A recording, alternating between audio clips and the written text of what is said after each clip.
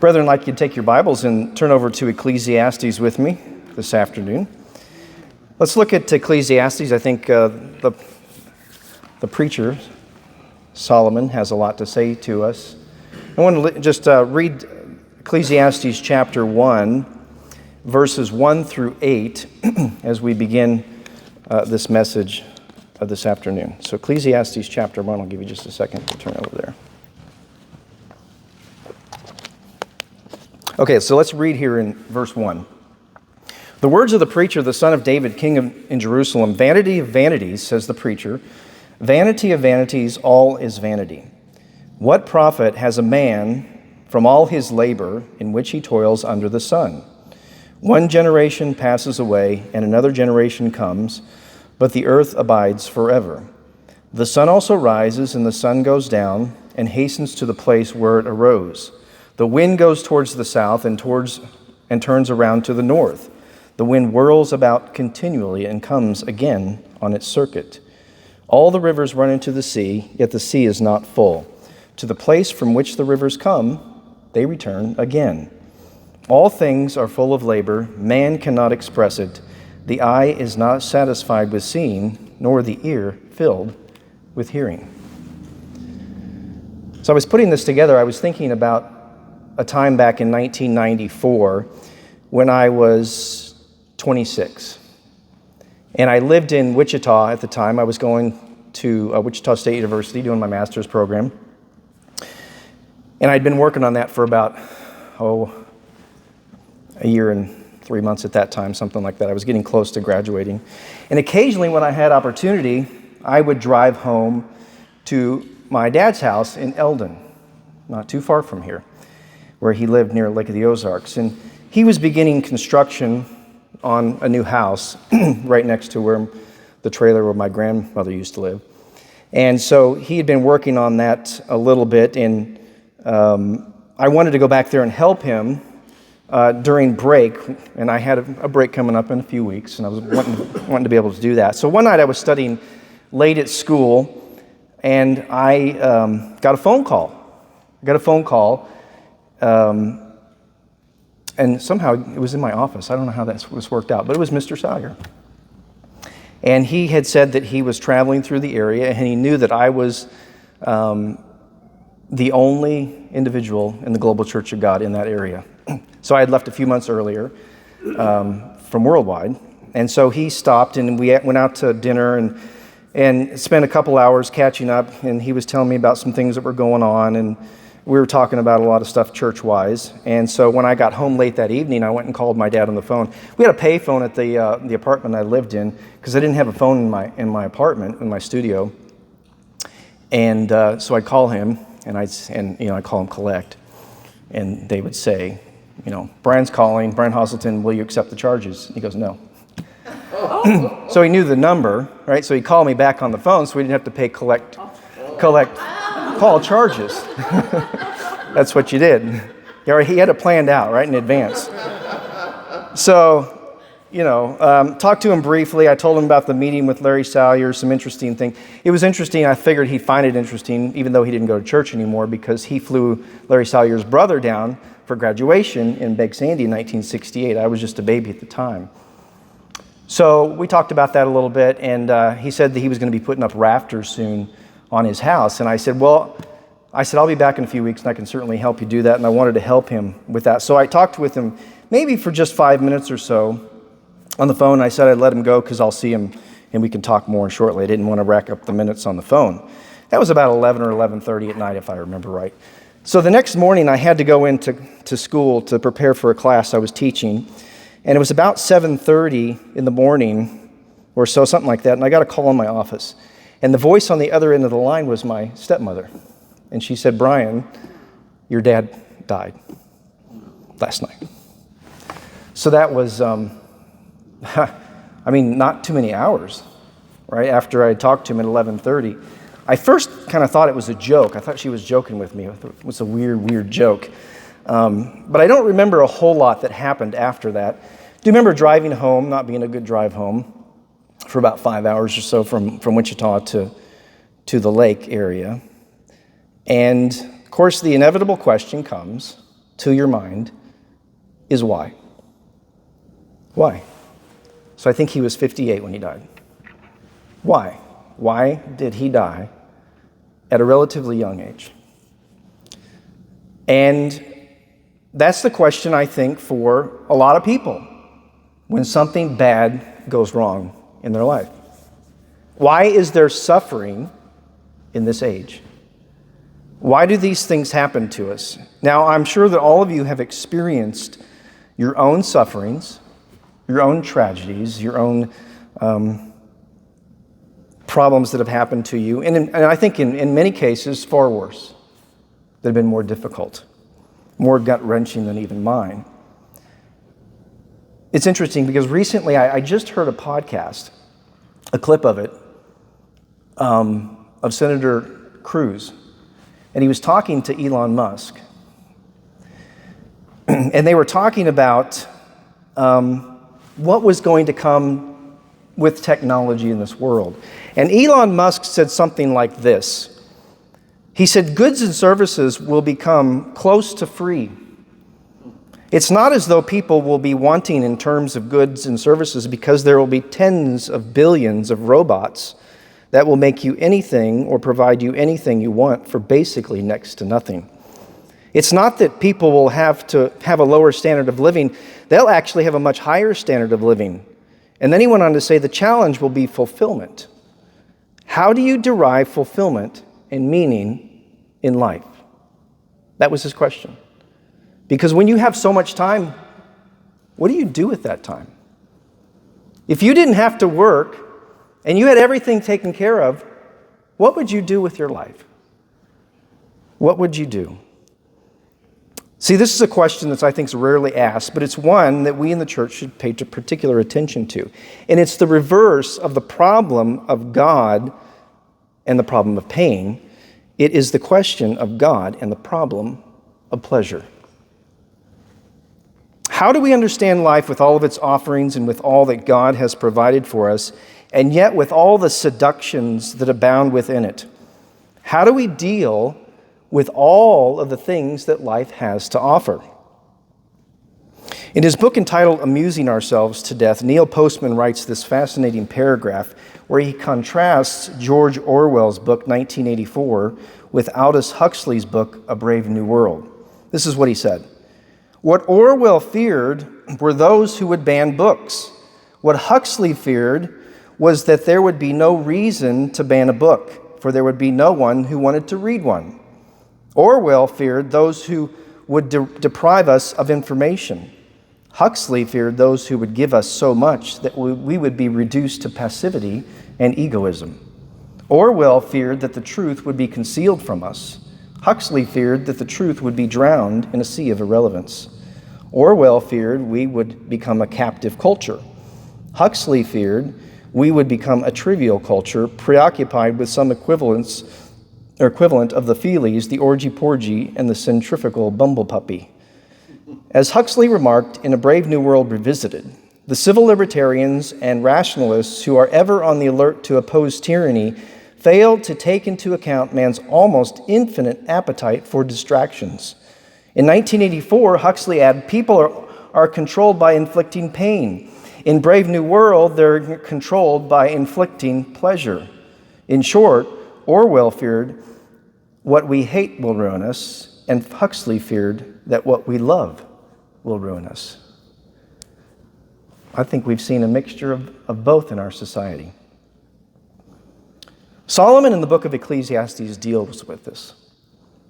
Notice what he says in Ecclesiastes chapter 2 and verse 1. He said, I said in my heart, come now, I will test you with mirth. Therefore enjoy pleasure. But surely this also is vanity. I said of laughter, madness, and of mirth, what does it accomplish? I searched in my heart how to gratify my flesh with wine, while guiding my heart with wisdom, and how to lay hold on folly, till I might see what was good for the sons of men to do under heaven all the days of their lives. I made my works great. I built houses and planted vineyards. I made gardens and orchards, and I planted all kinds of fruit trees in them. I made myself water pools from which to water the growing trees of the grove. I acquired male and female servants and had servants born in my house. Yes, I had greater possessions of herds and flocks than all who were in Jerusalem before me.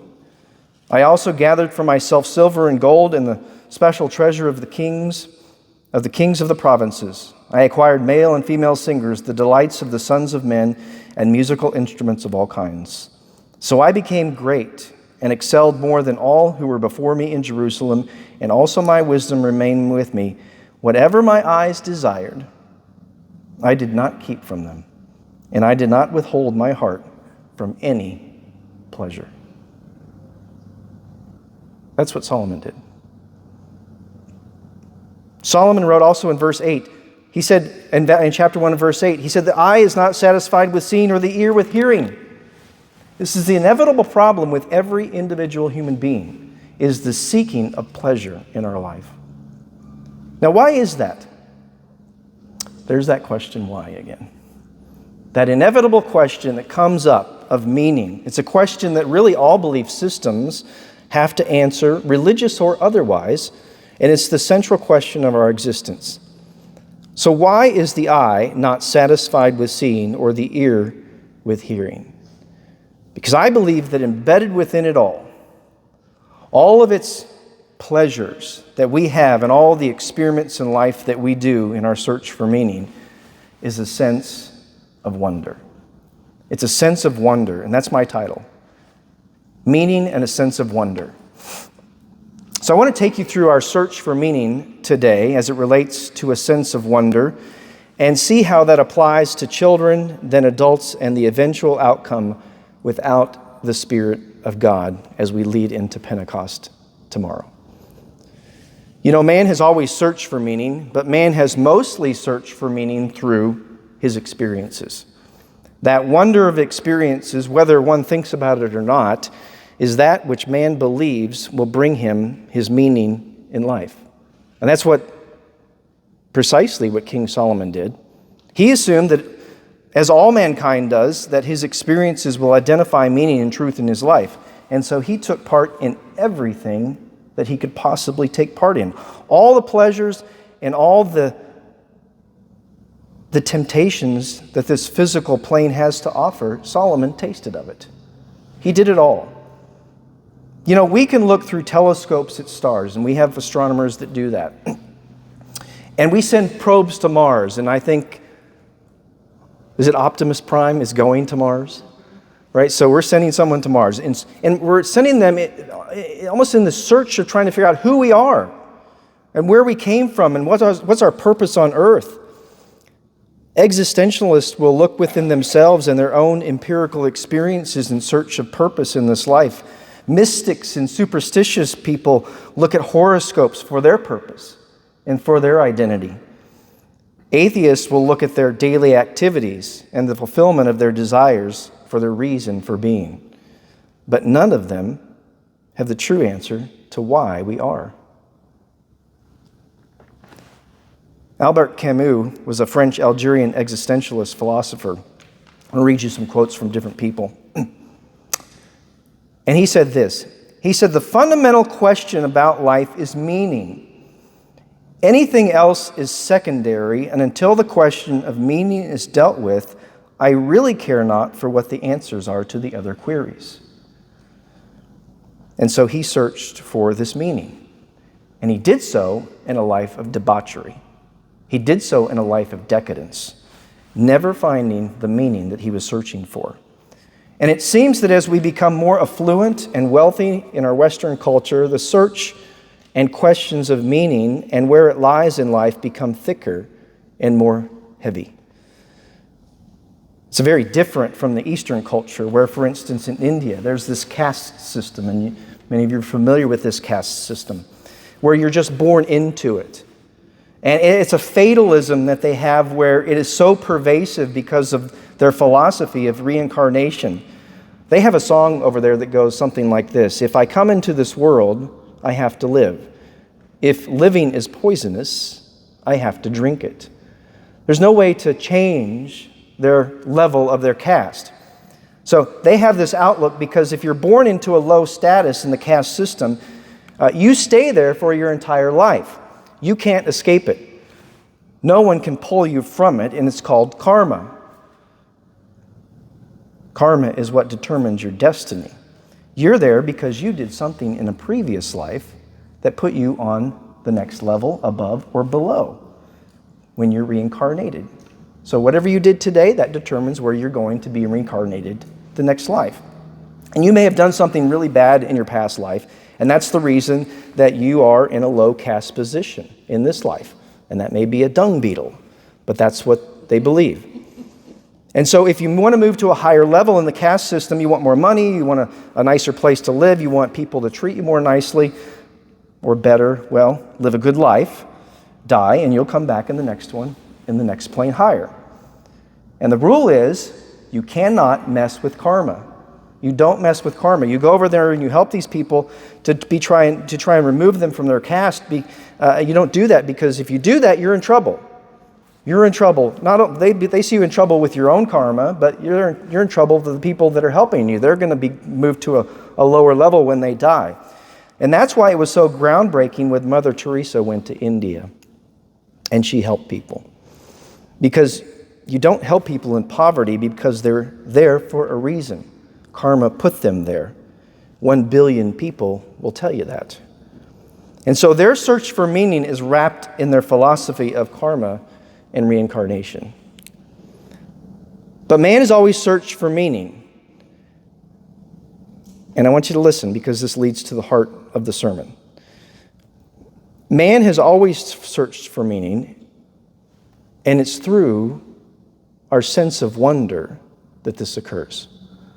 Our sense of wonder that this occurs. Now, I'm not suggesting that a sense of wonder is a bad thing. On the contrary, it's good and I think necessary, even as a follower of Christ, to have a healthy sense of wonder. What I am saying is that a sense of wonder without God in the picture leads to experimentation and a general feasting at the knowledge, or at the tree of the knowledge of good and evil. And ultimately, that wonder becomes lost because there is nothing left to satisfy the soul in this physical plane. And as a result, we come up empty inside because nothing can fill our hearts, and it leaves us in a state of sorrow and loneliness. Now, in a Christian's life, joy is central. That's where joy is central, right? Sorrow is peripheral because the central questions in life are answered. Meaning, purpose, destiny. But in the atheist's life, sorrow is central because the central questions in life remain unanswered. William Shakespeare once wrote this. He said, "All the world is a stage, and all the men and women are merely players.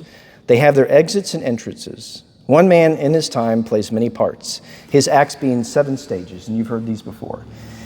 Infancy, schoolboy, lover, soldier, middle age, decline, and old age. And the last stage is second childishness and mere oblivion. Sans teeth, sans eyes, sans taste, sans everything. You lose your teeth, you can't see. I mean, that's just what happens.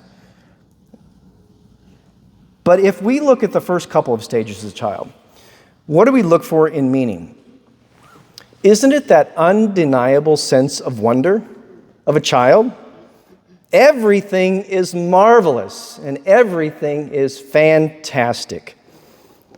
Little ones will get their hands on everything they can possibly put their hands on.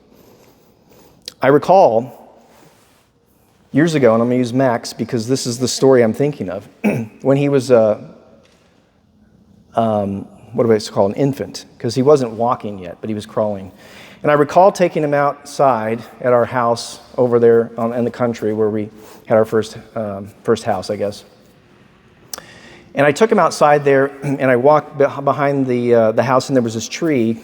We had lots of trees, obviously, but this is a maple tree. And I took him up to the leaf, and I remember him reaching out for that leaf. And he may have just been a few months old, actually. Or maybe he wasn't crawling. He reached out for that leaf, and he didn't want to touch it. It was something new to him. And he reached out for it again, and as he touched it, his whole nose and his face just crinkled up as he touched that leaf. And it took him a little while longer, and then he grabbed a hold of that leaf and just grabbed a hold of it really tight, and then he pulled and snap, the leaf comes off of the tree. And I think in the style of little children, as they're moving that leaf back and forth, I remember him turning it back and forth. Eventually, after examining it, he made a deliberate and sharp move towards his mouth with that leaf. Because that leaf had meaning, right? It had meaning, and it was meant to be eaten, as all things are at that stage. Everything goes to the mouth. I recall setting up a box in front of him when he was little in the living room, and he would beat on that box over and over and over again, and he would turn it over and empty all the contents on the floor. And you'd come over and you'd put all the stuff back in there, and he'd beat on the box again, and then he'd turn over the contents on the floor. And he would do that he could do that from one lap to the next, over and over and over again. And you parents know what I'm talking about. I remember my sister getting a helium balloon one time. This was at the feast when she was little at Lake of the Ozarks. And we were inside. I think, if I'm not mistaken, I think it was inside the smorgasbord, if you remember that place. And she would let it go and hit the ceiling, and I'd jump up and I'd grab the balloon. And it was fun for her and for me. She liked to let the balloon go, and I liked to jump up and grab it. And so I would give it back to her, and she'd let it go again, and I'd grab it. And we did this for a long time. We did over and over and over again. And I didn't mind jumping up and pulling the string down, and she didn't mind me getting it until we went outside. And then she let it go, and I couldn't jump high enough to get that balloon. G.K. Chesterton once said, he said, part of God's infinity is manifested in a little child's propensity to exult in the monotonous. Amazing quote, I think. What does a little child say when you throw them up in the air? Ooh, do it again. Do it again. Do it again. Over and over. Ecclesiastes chapter 1, verse 5, we read it. The sun also rises, the sun goes down, hastens to the place where it arose. The wind goes towards the south and turns around to the north. The wind whirls about continually, over and over again, and comes about on its circuit. The rivers run into the sea is not full. To the place from which the rivers come, they return again, over and over and over. What does God say to the sun every morning? What does he say to the wind every hour? What does he say to the rivers every second? Do it again. Do it again. Do it again. Exulting in the monotonous, because there is something so wonderful in the process. Turn over to Mark chapter 10. You know, when you consider the world of a child, which being strong enough to control an adult with those wonderfully sad eyes, and yet so vulnerable in not being able to differentiate between what is fact and what is fantasy, what is plausible and what is implausible. But at the same time, there is so much sense of wonder in their little mind. Notice how Jesus responds to the little ones that were brought before him. Mark chapter 10, verse 13. Then they brought little children to him, that he might touch them, but the disciples rebuked those who brought them. But when Jesus saw it, he was greatly displeased and said to them, let the little children come to me, and do not forbid them, for of such is the kingdom of God. Surely I say to you, whoever does not receive the kingdom of God as a little child will by no means enter it. And he took them up in his arms, put his hands on them, and he blessed them. Brother, may I suggest to you that at least one of the characteristics of children that Christ was talking about here was their sense of wonderment. A wonderment that we should have frankly, at God's word. A wonderment that we should have at his salvific process. But now as the child grows older, do you notice where wonder comes from? Not just in a leaf, it's not just in turning over a box. That wonder comes in fairy tales and stories that we tell them. Stories from all over the world. Fantasy. We have folklore that's been passed on. Stories that entertain little ones. But as we make that leap into the adult world, we notice two things in particular about those fairy tales that children never progress beyond. First, there is always a condition in fairy stories. It's always a condition. If you don't come back by such and such time, you'll become such and such. Right? So if you're not back by 12 o'clock midnight, your chariot will become a pumpkin. That's what will happen.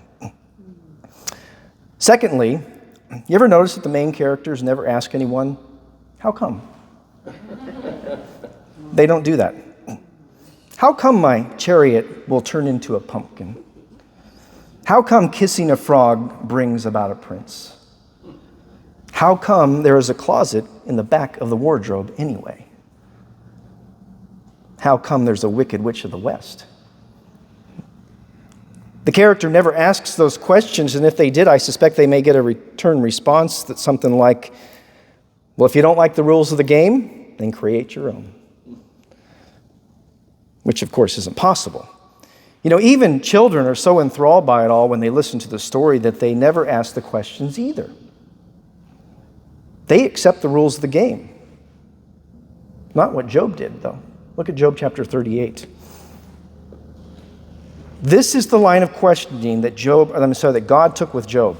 So remember, Job was asking question after question after question because he couldn't understand a sovereign, infinite, all-loving God and how and why he was dealing with such a good man as Job thought himself to be in a manner as this.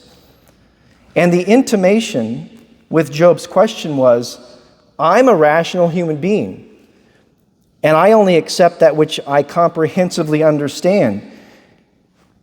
And I want you to give me a comprehensive answer for why I'm sitting here in this ash pile when I have been living an upright life before you. He thought, I've learned that if you're good, you'll be blessed. If you're bad, you'll be cursed. And I've been good, and I'm getting cursed. And now my theology is just in shambles. What are you doing to me, God? I want you to realize that as Job questioned the rules of the game, he questioned the one who made them. And that sense of wonder and awe were lost.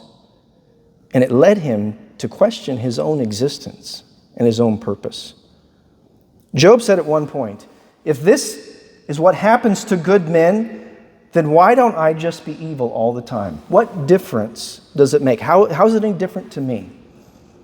And when God broke his silence, rather than coming out with a flurry of answers, he said, Job, you've been questioning me for all of these hours. Job 38:1.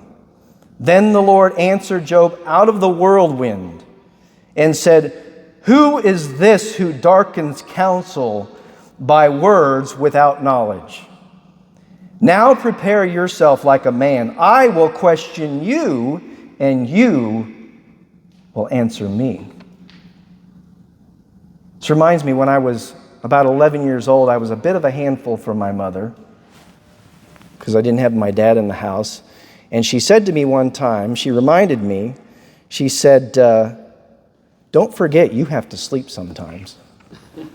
That was the threat. Laying down the gauntlet. That's what God was doing here to Job. The authority putting him in his place. And so God said, Job, it's now my turn to ask you, and you'll stand like a man, and I will question you. Look at verse 4. Where were you when I laid the foundations of the earth? Tell me if you have understanding. Who determined its measurements? Surely you know. Or who stretched the line upon it? To what were its foundations fastened? Or who laid its cornerstone? When the morning stars sang together and all the sons of God shouted for joy, or who shut in the sea with the doors when it burst forth and issued from the womb? When I made the clouds its garment and thick darkness its swaddling band. When I fixed my limit for it and set bars and doors. When I said, this far you may come, but no further, and here your proud waves must stop. And so God continues to ask Job no less than 89 questions, back to back, over the next 3 chapters. And then in chapter 40, after 60 or so questions, Job responds briefly. Job 40 and verse 3. Then Job answered the Lord and said, behold, I am vile. What shall I answer you? I lay my hand over my mouth. Once I have spoken, but I will not answer. Yes, twice, but I will proceed no further. And then, after some more questions, Job answers with those eloquent words in chapter 42. Look at verse 1 of Job 42. Then Job answered, and the Lord said, I know that you can do everything, and that no purpose of yours can be withheld from you. You asked, who is this who hides counsel without knowledge? Therefore I have uttered what I don't understand, things too wonderful for me, which I did not know. Job had lost his sense of wonder. See, he thought he had life figured out. The good are blessed, and the bad suffer. And now he was suffering. He accused God of wrongdoing, suggesting that the rules didn't fit the game. But notice what Job said after God reveals himself to Job in a way that he had never understood before. In verse 4, he said, listen, please, and let me speak. You said, I will question you, and you shall answer me. I have heard of you by the hearing of the ear. But now my eyes sees you. And when Job could finally see God, he then understood the wonder that he was missing in his life. And his life became meaningful again. You see, the world of the fairy tales are fantastic. And I love watching fairy tale stories. There's lots of movies out there like that. The imagination, the stretch of all of our ability to dream. But the world of the Bible is fantastically true. And when you've lost your sense of wonder, of the greatness and the mightiness of God, you lose your sense of gratitude and the sense of the miraculous. You see, everything just trickles down in life to ultimately become glandular or matter, or as the Nazis like to call it, blood and soil. It was just material, or as neuroscientists today call it, love, where they say love is just a neurochemical reaction. There's nothing more to it. So, brethren, when wonder is lost, reductionism takes its toll, which means reducing man to less than what he can be and reducing man from what he ultimately can become. But of course, as we go through the stages of life and we grow up into and we move into the adult world, that sense of enchantment and wonderment begins to wane and eventually it becomes lost. And a sense of emptiness begins to dawn because wonder no longer holds the attention of the mind. I want to come back to Albert Camus again, the French Algerian philosopher. He tells this short story. I want to give you 2 stories that are kind of in the same vein. But this is a fictional story. I'm going to tell you a real one in just a second. But he wrote this short story about an adulterous woman. She was a married woman living in a village, and her husband were going to visit this certain city one day. And this is the first visit that she was going to pay to this city. Now, her husband was a businessman, and he brought her into the city to enjoy the lights of the city, to have a little bit of fun in the city. And as he went his way to do his business for the day, he left her. And as she was there, she looked across the street and she saw the men walking hither and yon and going about their business, and began to live out a teenage dream in her mind. He's not specific, but you can imagine what it is. All we're reminded of is that it was a lustful dream, and that she thinks that this is her only opportunity and she may never have it again. But Camus carries on that she's afraid that if she crosses the line, that her husband, if he finds out, there's going to be violence in the home. And so she's ambivalent, and so she doesn't make a decision. So her husband comes back in the evening and sees her, and he takes her out for dinner, and they check into the hotel for the night as planned. And as he puts his head on the pillow and is soundly asleep, all of a sudden she finds herself thinking about the opportunity that she let slip by and passed up and may never have it again. And as she continues to think about it more, she decides she can slip out into the night and enjoy the lust of the night and return again. And so she gets changed, and she goes out and enjoys the lust of the night and comes back to rechange into her night clothes and slips back into bed. And now her head is on the pillow, and she can't sleep as tears begin to fill her eyes and trickle down the side of her cheek. And she begins to cry louder and louder, trying to restrain her sobs. And she sits up with her hands in her face, in bed, and her husband sits up and says, What's the matter? And in typical atheistic, existential, anticlimactic ending, the story ends with her pushing him away with the last words of nothing, just nothing. That's it. Which is really what her life feels like now, because of what she thought was going to bring her meaning. Real life story about Malcolm Muggeridge. He recounts it in his autobiography, and he said that many years ago, when he was younger at the time, and I don't remember when this was, this could have been the 40s, 50s, I don't remember. Malcolm Muggeridge, by the way, was the one who discovered Mother Teresa and brought her to light to the world. But years ago, he was teaching in India for a short stint, and now he was miles away from his family, from the woman that he loved, from England, but he had longed to have an affair, and he had this in his mind to do this. And so one morning he arose, as he did, from his hostel, that he was staying in. He went outside and went for a swim in a local river. And off in the distance, he noticed a woman who was out for her morning bath. And he thought to himself, well, this may be my only opportunity, the one that I've been looking for. And he said to himself, I can probably buy her. She's a poor woman. And so as he was swimming against the conscience of his mind, he thought the stolen waters may be sweeter than he first imagined. And as he drew nearer to the woman, he came up out of the water next to her, and he got the greatest shock of his life. And he looked at her, and he saw what looked to be the face of a leper. She had eroded nostrils, eroded fingertips. And he thought at that moment, oh, what a lecherous woman she is.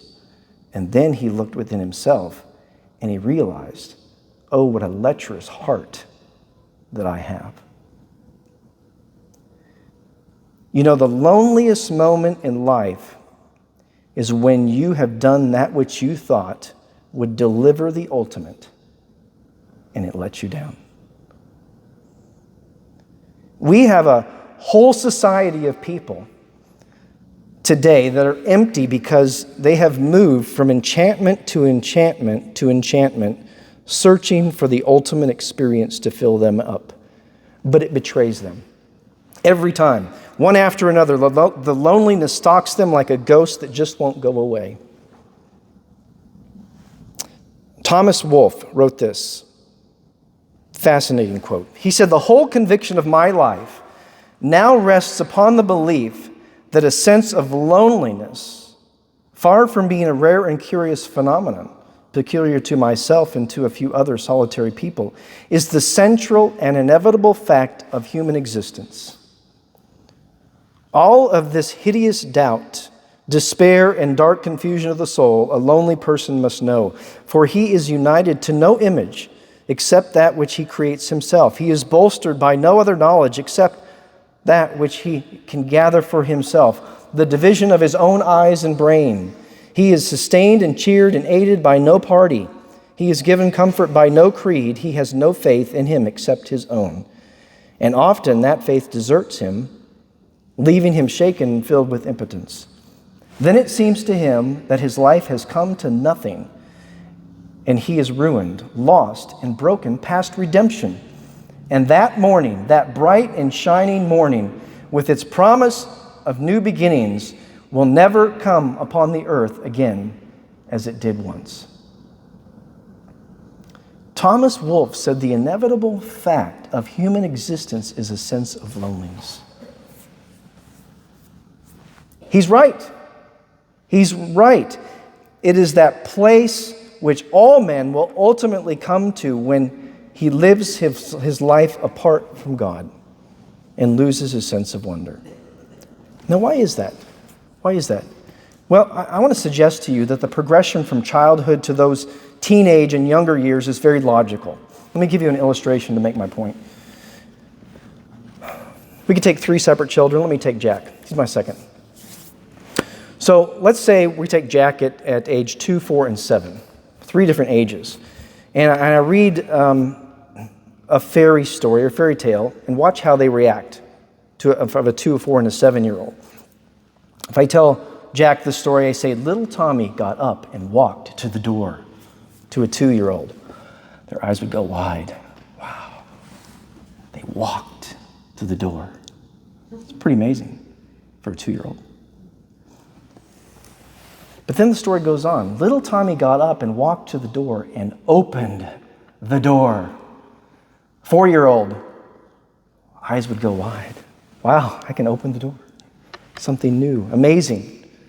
Now the 7-year-old, little Tommy got up and walked to the door and opened the door, and out jumped a tiger, and the eyes would go wide. You see, brethren, the older that you get, the more it takes to fill your heart with wonder. Been there, done that. Seen that, experienced that. Did it all, that's the life of Solomon. Wonderment has passed. It's disappeared. It's gone. You see, the more we search and search, the more we have to come to the inevitable conclusion that life is full of emptiness, loneliness, and futility apart from God. So says Albert Camus, so says Malcolm Muggeridge, so says Thomas Wolfe, and so says King Solomon. Let me sort of wind this down as I show you what this has to do with Pentecost. Let me just have you turn to Psalm 119 real quick, and then we're going to move over to Exodus 32. So the meaning in wonder is not in experience alone. It's not in verbiage alone. It comes from a union and a relationship that is rooted in the very connection that we have in God. It is through His Holy Spirit, which came nearly 2,000 years ago. Through His Spirit, all the wonderful things are open to us. Notice what King David said in Psalm 119 and 128, verse 128. Therefore, all your precepts concerning all things I consider to be right. I hate every false way. Your testimonies are wonderful. Therefore, my soul keeps them. The entrance to your words gives light, and it gives understanding to the simple. Brethren, God is like the sun, if I can use that comparison. You can't look at it directly, but without it, you can't see anything. And God is the light that brightens our path and enlightens our road. And we can't have meaning in life until we believe the truth, believe about who we are, about who God is, about what our destiny is, what His plan for mankind is. And these truths are internalized one way, and that's through His Spirit. Without the Spirit of God in us, we can't please God, and we're not righteous before Him. And when a sense of wonder continues without God in the picture, it ultimately comes to a dead end, and it results at its logical end of loneliness, emptiness, meaninglessness, and death without God. Look at Exodus 32. I want to illustrate this point with two scriptures and a comment. I want to try and tie it all together as we close here. So here in Exodus chapter 32, you'll recall that Moses has been called up to the mountain by God to receive the commandments from Him.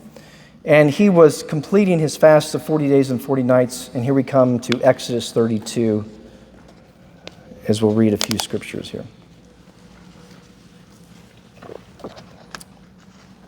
Exodus 32 and verse 1.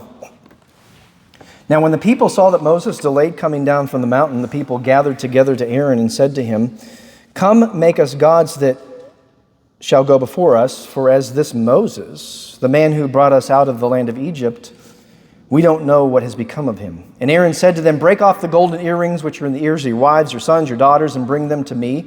And so all the people broke off all the earrings, and they brought them to Aaron. And he received the gold from their hand, and he fashioned it with an engraving tool and made a molded calf. Then they said, "This is your God, or this is your God, O Israel, that brought you out of the land of Egypt." So when Aaron saw it, he built an altar before it. And Aaron made a proclamation and said, "Tomorrow is a feast to the Lord."